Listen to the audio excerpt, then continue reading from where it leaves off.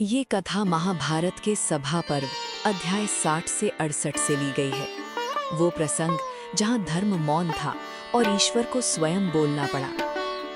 ये कहानी है द्रौपदी की और उस क्षण की जब मानवता विभल हुई और श्री कृष्ण प्रकट हुए करुणा बनकर। हस्तिनापुर की राजसभा सजी है। राजा, गुरु, महावीर सब उपस्थित हैं। यही वो सभा है जहां न्याय का निर्णय होना था, पर आज अधर्म सिंहासन पर बैठा है। जुए की चौपड़ पर युधिष्ठिर सब कुछ हार चुके हैं, राज्य, धन, अस्त्र और अंत में स्वयं को। और फिर वो वाक्य, मैं द्रौपदी को भी हार गया। सभा में घसीट कर लाई जाती है अग्नि से जन्मी द्रौपदी। वो प्रश्न करती है, जिसने स्वयं को हार दिया हो उसे क्या अधिकार है किसी और को दाव पर लगाने का।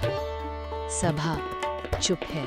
भीष्म ने दृष्टि झुका ली, द्रोण मौन रहे, विदुर विवश थे। जहां बोलना चाहिए था वहां सब चुप थे।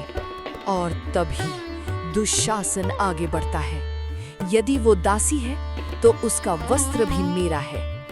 वो द्रौपदी का चीर खींचता है। द्रौपदी देखती है अपने पतियों की ओर, वे असहाय हैं। सभा की ओर देखती है, वहां केवल भय है। अब कोई शेष नहीं। द्रौपदी दोनों हाथ उठाती है। हे द्वारकाधीश, यदि आज भी धर्म जीवित है तो अब केवल आप ही मेरी शरण हैं। और वो अपनी पकड़ छोड़ देती है। मनुष्य मौन था, पर ईश्वर जाग चुके थे। दुशासन खींचता गया पर चीर समाप्त नहीं हुआ। एक के बाद एक असंख्य वस्त्र। दुशासन थक गया, घुटनों के बल गिर पड़ा। सभा स्तब्ध थी। कृष्ण वहां नहीं थे, पर उनकी करुणा वहां खड़ी थी। द्रौपदी बोली, आज मेरा वस्त्र नहीं बचा है, आज धर्म बचा है। ये केवल एक स्त्री की लाज नहीं थी, ये उस युग का निर्णय था। जहां मानव मौन हो जाए वहां ईश्वर स्वयं हस्तक्षेप करता है। ये कथा महाभारत के सभा पर्व अध्याय 60 से 68 से ली गई है।